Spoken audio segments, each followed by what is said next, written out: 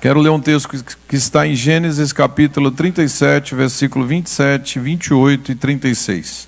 Gênesis 37, verso 27. Venham, vamos vendê-lo aos ismaelitas, não levantaremos a mão contra ele, afinal é o nosso irmão. Os seus irmãos concordaram a respeito disso. Verso 28. Quando os mercadores midianitas se aproximaram, tiraram José da cisterna e o venderam aos ismaelitas por 20 peças de prata. Assim levaram José para o Egito. Verso 36. No Egito, os midianitas venderam José a Potifar, oficial do faraó e capitão da guarda. Eu quero falar nessa manhã, com a ajuda do Espírito Santo, sobre não podermos escolher os processos. Não escolhemos os processos. Eles são escolhidos por Deus de acordo com a missão que Ele tem na nossa vida. Eu vou repetir. Nós não escolhemos os processos de Deus para a nossa vida.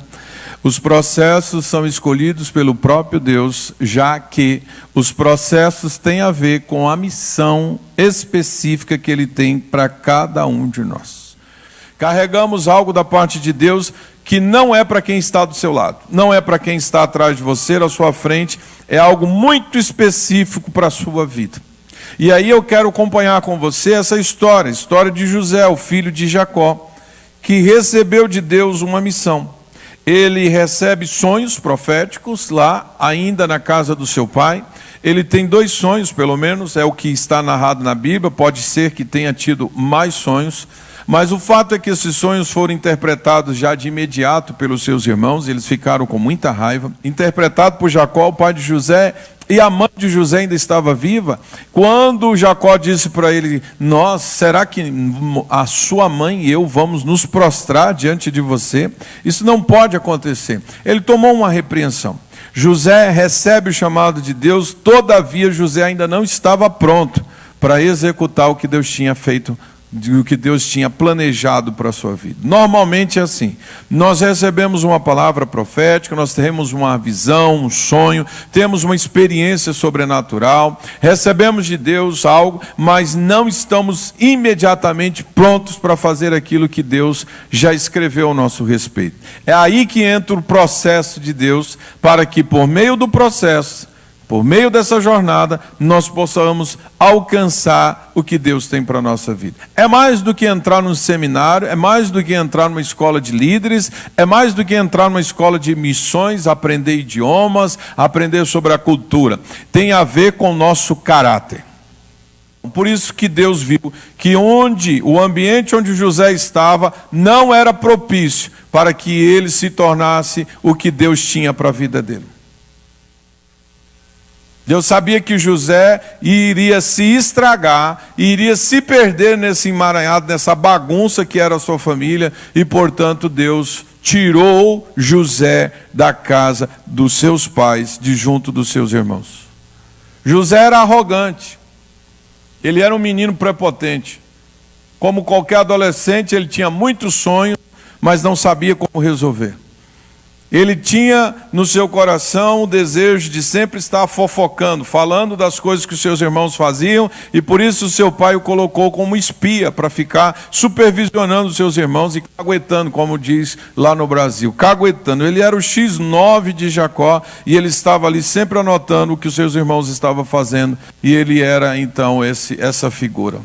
Mas o caguete, o X9, morre cedo. E Deus, querendo saber disso, Deus disse: eu vou tirar José daí. Ele não está pronto. Ele não sabia o que fazer com o seu chamado. Tem muita gente confusa com o seu chamado, atropelando as coisas. Queridão, você não precisa ajudar Deus. Deixa que Deus faz o que Ele tem que fazer na sua vida.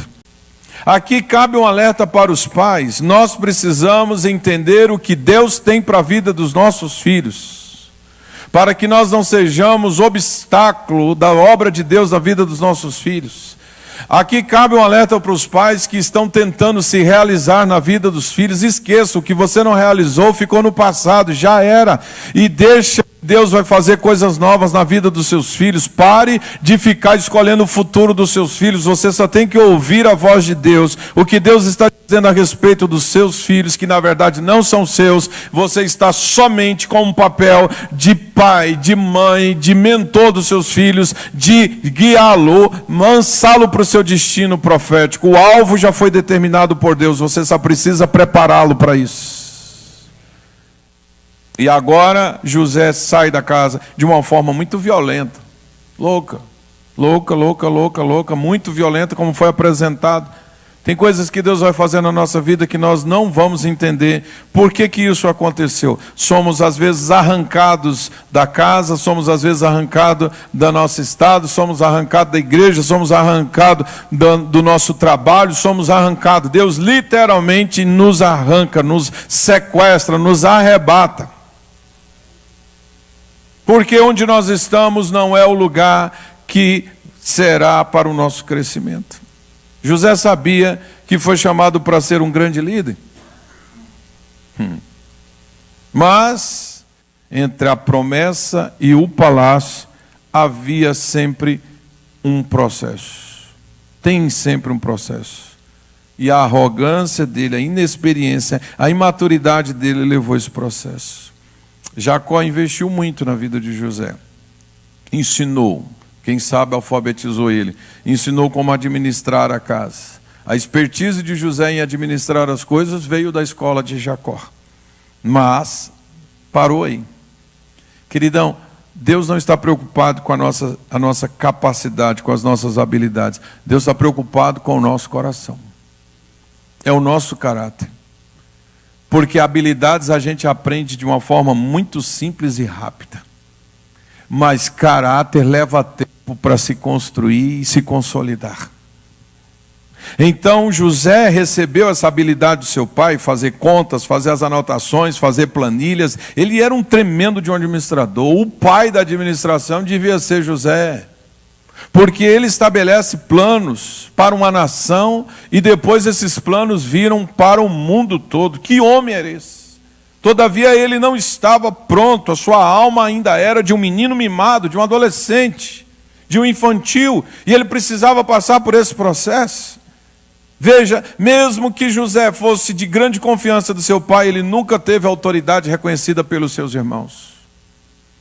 É importante que às vezes nós queremos fazer algo, promover alguém, mas essa pessoa não tem autoridade reconhecida diante dos outros. Isso só vai causar inveja e revolta entre os irmãos rebeldes. É a bagunça que muitas vezes é feita dentro de casa.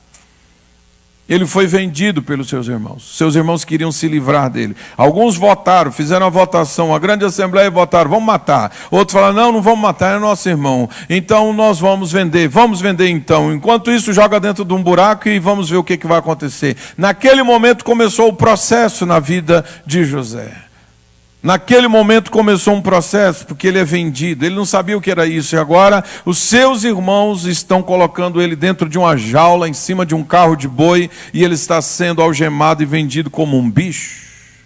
Deixa eu te falar uma coisa. Há pessoas que querem te matar e aqueles que querem lucrar com a sua vida. Contudo, há quem veja que o Senhor é contigo.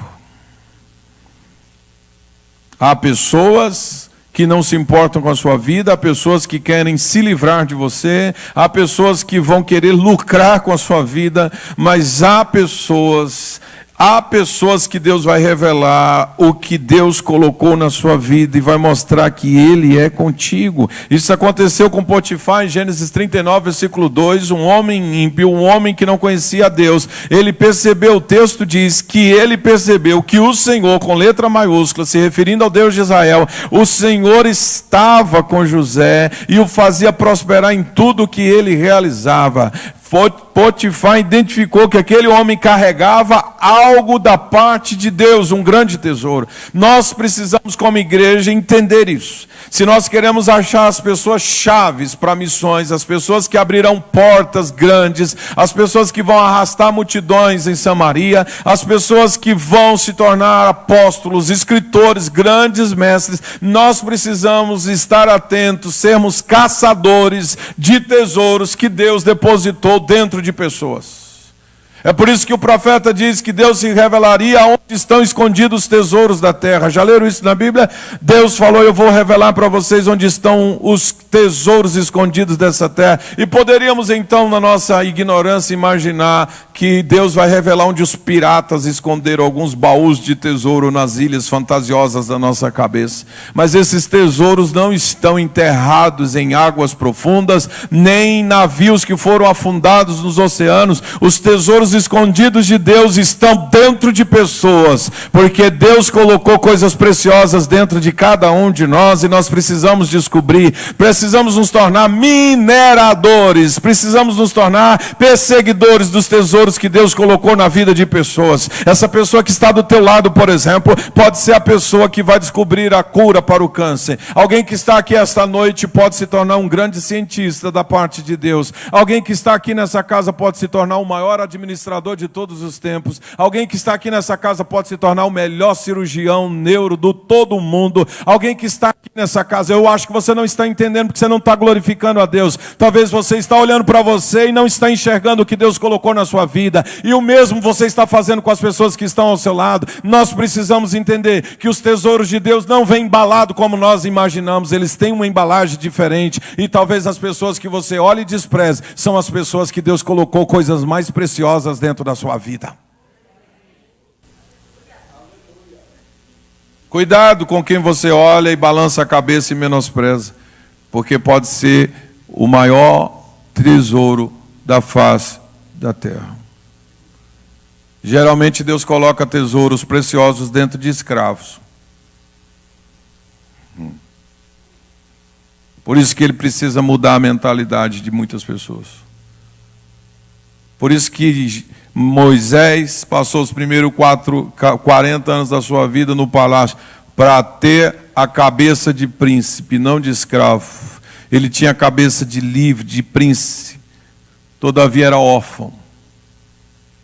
Por isso que Deus manda ele para o deserto e dá um pai para ele. Um midianita. Porque agora ele tinha a cabeça de príncipe, mas precisava ter um coração de filho e de pai. 40 anos. Ele ganha um pai, e ganha uma esposa, e ganha filhos. O coração agora era de pai, a mente de príncipe. E aí que Deus aparece para ele e diz, você está pronto agora com 80 anos. O processo foi concluído na sua vida. Cabeça de príncipe, coração de pai. Não tem mais orfandade no seu coração. Você pode ir agora lá no Egito e trazer os milhões e milhões de israelitas para o destino deles. Nós precisamos entender que antes de nós sermos enviados por Deus, a nossa cabeça precisa mudar. Nós temos que ter a cabeça do reino dos céus, temos que ter a cabeça de príncipes do Senhor e o coração de filhos, para que com o coração de filho possamos nos tornar pais na fé. É o caráter de Deus que está sendo impresso em nossa vida e isso acontece através dos processos. Quem está entendendo, diga amém. Potifar não era o pai e nem o mentor de José, era só o aproveitador dele. Potifar não ia fazer nada por José, não ia acrescentar nada na sua vida, contudo ele foi capaz de perceber o que Deus tinha colocado na vida de José. Não haveria espaço para José ser livre, nem muito menos chegar aonde Deus queria se ele continuasse debaixo do senhorio de Potifar. Mas José, ele encontrou ali a sua zona de conforto. Ele achou que estava bom. Eu era escravo, mas ao mesmo tempo livre. Eu era escravo, mas eu podia andar na carruagem Ferrari, na Lamborghini. Eu podia usufruir das coisas da casa de Potifar. Ele me deu a chave da casa dele. Eu tinha a senha da conta. Eu podia fazer tudo, menos tocar na mulher dele. Então, ele entrou numa zona de conforto, porque ele estava vivendo melhor do que na casa do seu pai. Ele podia exercer a sua profissão ali, e ele achou que ali era o lugar que Deus tinha para a vida dele. É sempre assim. Deus nos leva para um determinado lugar e nós achamos que estamos confortáveis o bastante para nós aposentarmos ali. José começou a contribuir com a previdência. Ele disse, eu vou me aposentar na casa de Potifar. Só que José precisava de outro tratamento, que na casa de Potifar ele não ia ter. Então o que Deus fez? Deus arrumou uma confusão E Deus tirou José da casa de Potifar. E agora ele vai para onde? Para a prisão. Não, agora eu encontrei o meu destino. Ei, José, o seu destino não é aí na casa de Potifar. Não foi para isso que Deus te trouxe para o Egito. Ele tem algo maior para a sua vida. José estava se acostumando com a vida de escravo de Potifar. Deus não chamou José lá da sua terra de Canaã para se tornar um escravo na casa, um escravo prêmio na casa de Potifar. Não, porque ele era reconhecido como alguém de confiança. Ele era um homem de confiança na casa do seu pai e agora se tornou um homem de confiança na casa de Potifar. Então ele procurava cada vez mais mostrar serviço e agradar Potifar. Porque quem é digno de confiança, ele não quer de forma alguma causar nenhum constrangimento, nenhuma decepção na vida do seu senhor. Então ele fazia tudo para agradar Potifar. Sabe o que ele foi começando a desenvolver? Uma dívida de gratidão. A gratidão é uma bênção, é algo que nós precisamos ter e cultivar. Sempre devemos ser gratos às pessoas e a Deus. Mas cuidado para você não exigir gratidão das pessoas, porque quando você exige gratidão das pessoas, você está, na verdade, querendo que ela seja escrava sua. A gratidão pode se tornar uma manipulação. E José estava utilizando a sua confiança como uma manipulação passiva. Porque mesmo como escravo, ele se tornava cada dia uma pessoa mais confiável. E ele mostrava mais serviço. E ele queria mostrar mais serviço, que era para ser o quê? Recompensado. Ele estava manipulando Potifar de uma forma passiva. Eu agrado as pessoas, eu tenho o que eu quero. Eu me torno escravo prêmio? Sim, senhor. Sim, senhor. Ou eu compro as pessoas? José era desse. Olha como está estragado o seu caráter. Mimado, manipulador, e agora ele está achando que a casa de Potifar é o seu destino profético. É o lugar onde ele vai morrer. Eu acho que ele já estava até comprando um jazigo lá, para fazer uma pirâmide lá, porque ele ia ser o lugar onde ele ia ser enterrado. É perigoso isso ter passado na cabeça dele. Porque lá no final da sua vida ele muda de ideia e diz: quando vocês foram para Canaã, quando Deus libertar vocês, levem os meus ossos daqui. Aprenda a lidar com as pessoas e as opiniões diferentes, querido. O que as pessoas pensam ou falam sobre você deve ser confrontado com a palavra de Deus. Deve ser confrontado com a palavra de Deus. Não tenha como verdade absoluta a opinião das pessoas. Ah, eu acho. Tem muita gente querendo dar opinião na vida da gente e não paga um boleto nosso. Tem muita gente que quer dizer para nós como deve ser. Tem gente que chega na casa e já quer: por que você não pôs o sofá assim? Por que você não pintou essa parede? Por que você não compra isso? Por que você não faz aquilo? E a pergunta é: por que você não paga minhas contas? Porque as pessoas querem realizar na nossa vida, querem nos usar para realizar aquilo que elas não têm coragem de fazer.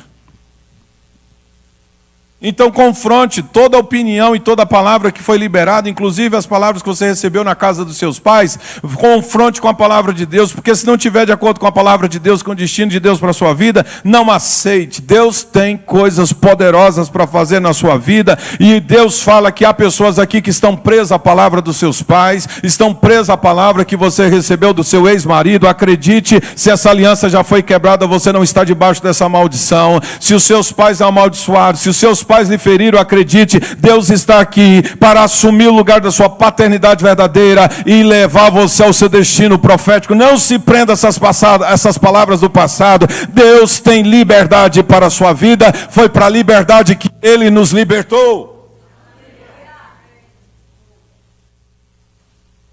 José usa a mesma estratégia, pastor João, lá na cadeia. Veja que ele foi para a cadeia exatamente porque ele precisava ser transformado nessa área, na manipulação. José usa a mesma estratégia. O padeiro e o copeiro estavam presos, e têm sonhos. E José então olha para eles e diz: eu vou interpretar esses sonhos. Por quê? Porque eu sei interpretar sonhos, eu tenho esse dom de interpretar sonhos. E aí então eu vou interpretar. Conte os sonhos. E na hora que ele contou o sonho, o copeiro contou um sonho, ele falou, ele viu uma oportunidade ali. Ele disse: eu vou contar para você o sonho. O sonho é bom, a interpretação é boa, vai acontecer um negócio bom. Mas tem uma coisa, quando você chegar lá, não se esqueça de mim, se lembre de mim. Manipulação passiva. Ele queria dar um jeitinho. Você lembra do jeitinho? Você é brasileiro? O jeitinho está te acompanhando aqui, né? Esse negócio de divorciar no Brasil e casar aqui só para arrumar a legalidade. Opa, falei. Meu Deus, José, você tem que sair dessa prisão, José. E é na prisão que Deus quebra esse ciclo da passividade manipuladora de José, porque o copeiro se esquece de José por 2 anos.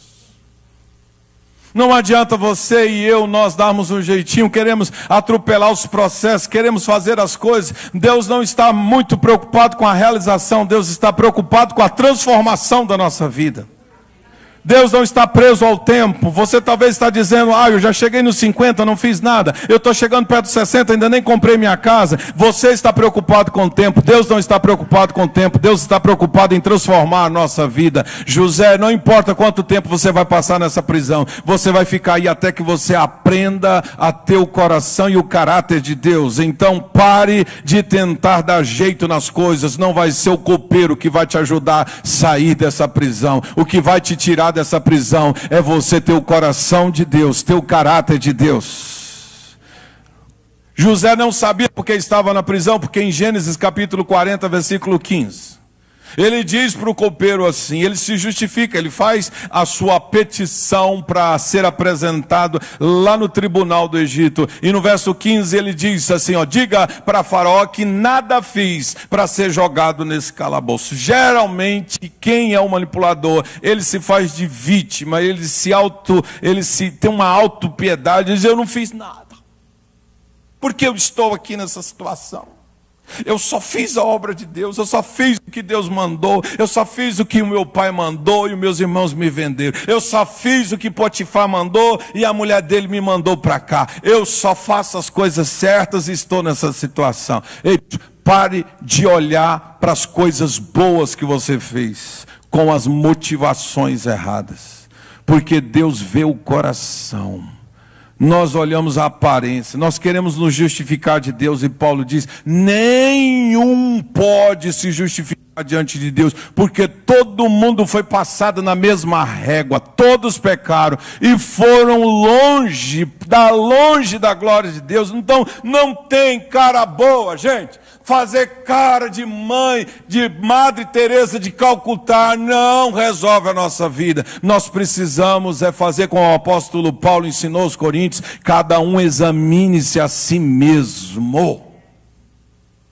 Porque nós estamos presos às coisas boas que nós fizemos e queremos que as pessoas sejam gratas e lembrem do que nós fizemos.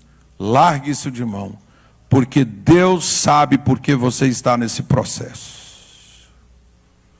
E Ele não te esqueceu nesse processo. Diga: Deus não me esqueceu. Eu posso acelerar esse processo. Diga: eu posso acelerar esse processo. É só se render. Não se trata do que fizemos ou se merecemos estar no processo. O processo não tem a ver com mérito. O processo não é consequência do que fizemos. Anote isso. O processo tem a ver com a missão que Deus tem para a nossa vida. Eu vou repetir isso. O processo não tem a ver com o que você fez, com o que você deixou de fazer. Porque muitas vezes o sentimento de culpa nos leva a pensar: o que eu fiz para viver isso? O que deixei de fazer para estar nessa situação? Não tem a ver com isso. Tem a ver com a missão. Então pense, o seu processo está difícil, ele tem a ver com a sua missão.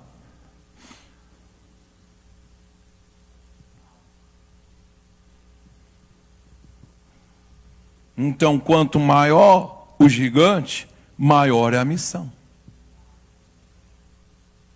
Quanto maior a perseguição, maior a missão.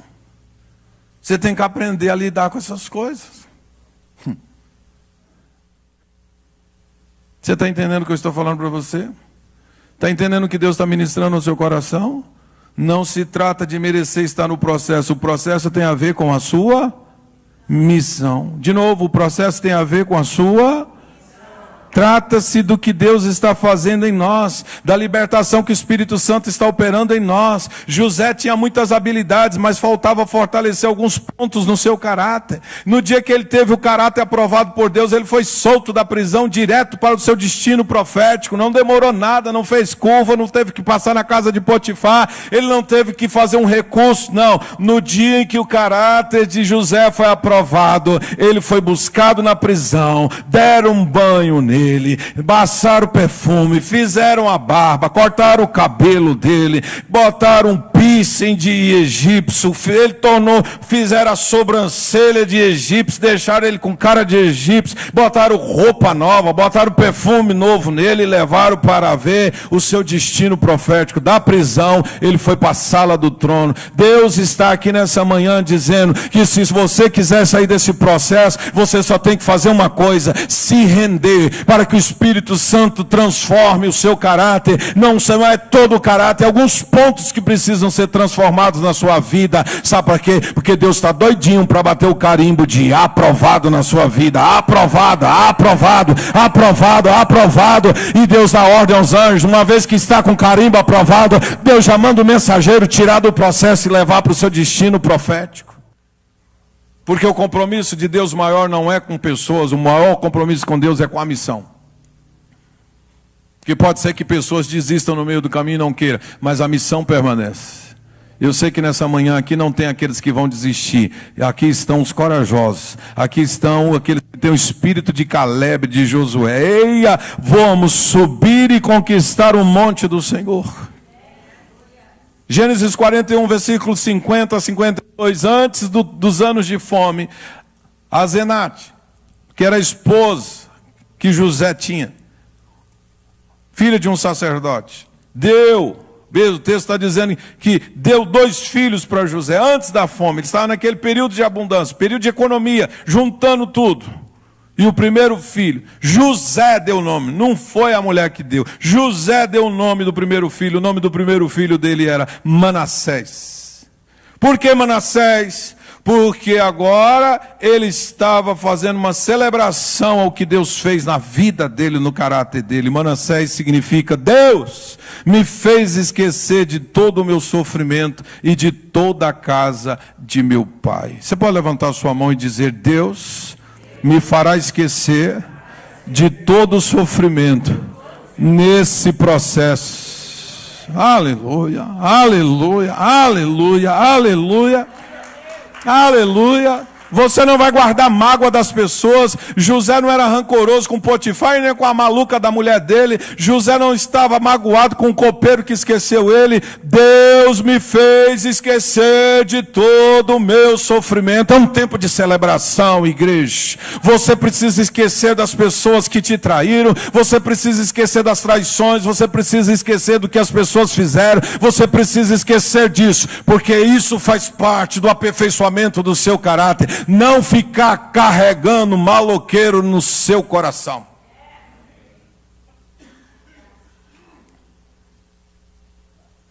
Segundo, nasceu um próximo filho e ele recebeu o nome de Efraim. E quer dizer: Deus me fez crescer na terra onde tenho sofrido. Isso tem a ver com você. Você podia levantar a sua mão direita e dizer: Deus me fará crescer na terra onde tenho sofrido. Aleluia, aleluia, aleluia, aleluia, aleluia, aleluia. Se José tinha os nomes dos seus filhos já, é porque o seu processo foi concluído com sucesso. O teste final foi quando ele reencontrou os seus irmãos. Deus sempre vai dar um testezinho para ver se não tem um resquício de maloqueiragem dentro do nosso coração. Gênesis 45, 7. Gênesis 45, 7, ele disse para os seus irmãos: Irmãos, eu podia matar vocês. Eu podia fazer picadinho de vocês. Mas sabe, Deus me enviou. Quem me enviou?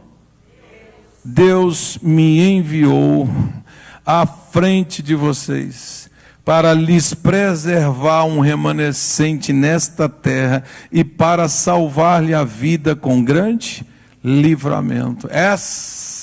Esse é o coração de um aprovado por Deus. Deus me enviou à frente.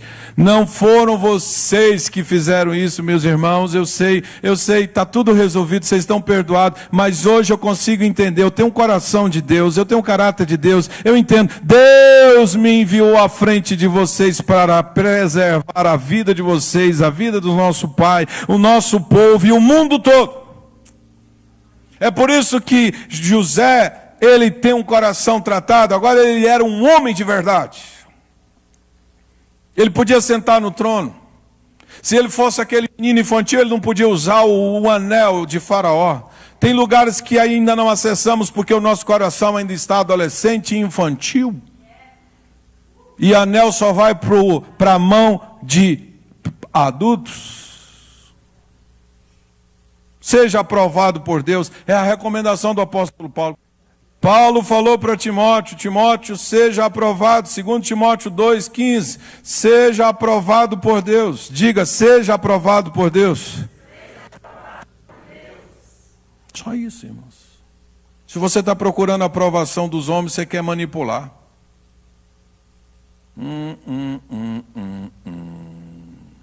Seja aprovado por Deus, porque se você for aprovado por Deus, você não manipula Deus. É a recomendação do apóstolo Paulo ao seu filho na fé, Timóteo. Procure apresentar-se a quem? Uai, não é o pastor? Não é o marido? É isso mesmo. Procura apresentar-se a quem? Como?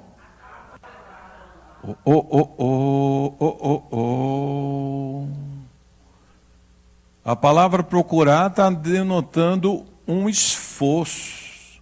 Procura apresentar-te a Deus. Em que estado? Aprovado. Como um trabalhador que não tem de quê? Se o quê, gente? Aqui está o pulo do gato. A palavra envergonhar aqui não era uma vergonha leve. O original aqui é um sentimento de desgraça, de desonra e humilhação. Então, eu preciso me apresentar a Deus aprovado para eu não cair em desgraça, em vergonha e humilhação e desonra, associada ao quê? Ao fracasso, à culpa, a ser pego em uma situação indigna. Tipo, era a vergonha de um soldado que fugia da batalha. Um filho que traía a confiança do pai. Ou um mensageiro, um embaixador que distorcia as palavras que o rei enviou. Tipo, não ser reconhecido por Jesus naquele dia. Essa vai ser uma grande vergonha. Não é para nós, mas é um alerta. Mateus 7, 23 e 24, muitos dirão naquele dia: Senhor, Senhor, não profetizamos em Teu nome não expulsamos os demônios, não realizamos muitos milagres. Verso 23, então eu lhes direi claramente, Jesus disse, nunca os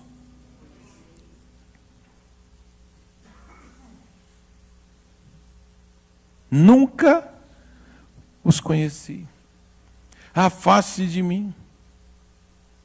Não, o senhor não está entendendo, nós profetizamos no teu nome. Não, o senhor não está entendendo. Passa a fita de novo. Aqui é o dia que eu estava expulsando o demônio. Olha aqui o dia que eu estava dando oferta, que estava dando dízimo. Olha aqui o dia que eu limpei a igreja. O senhor não está entendendo. E Jesus vai dizer o quê? Eu nunca te conheci. Essa é a vergonha que o apóstolo Paulo está dizendo para Timóteo evitar. E para evitar essa vergonha, nós precisamos não fazer. Antes de tudo, ser.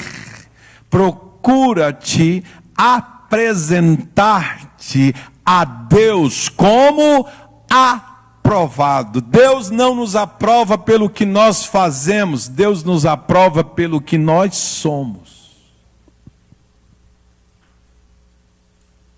É a síndrome do irmão mais velho. Ele queria ser reconhecido pelo pai como o filho que fazia tudo pelo pai. Mas o pai reconheceu, na verdade, o maloqueirinho que saiu da casa, matou o pai vivo para pegar a herança e foi embora, mas voltou arrependido e fez festa. Porque o coração daquele menino maloqueirinho se transformou no coração do filho. Levantar-me-ei, irei ter com meu pai, lhe direi: Pai, pequei contra os céus e perante o Senhor, não sou digno mais de ser chamado teu filho, me faça um trabalhador na tua casa. Por isso que o pai celebra. O pai está celebrando não o que o filho fez para trás, mas o pai está celebrando o que o filho fez depois da pocilga. Não importa o que nós fizemos até pararmos na pocilga, o que importa é o arrependimento que nós tomamos e a vontade de nos levantar e nos apresentar para quem? Para Deus. Como? Aprovados. Quem está entendendo? Então vamos ficar de pé e orar.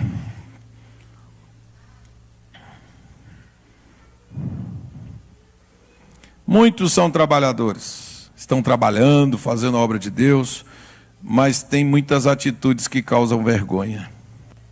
José está saindo da prisão para governar o Egito e ser resposta ao mundo. Você crê nisso? A visão não é para agora. Diga comigo, a visão não é para agora. A visão sempre é sobre o futuro. Sempre. Por isso que antes de chegarmos lá, nós precisamos passar pelo processo.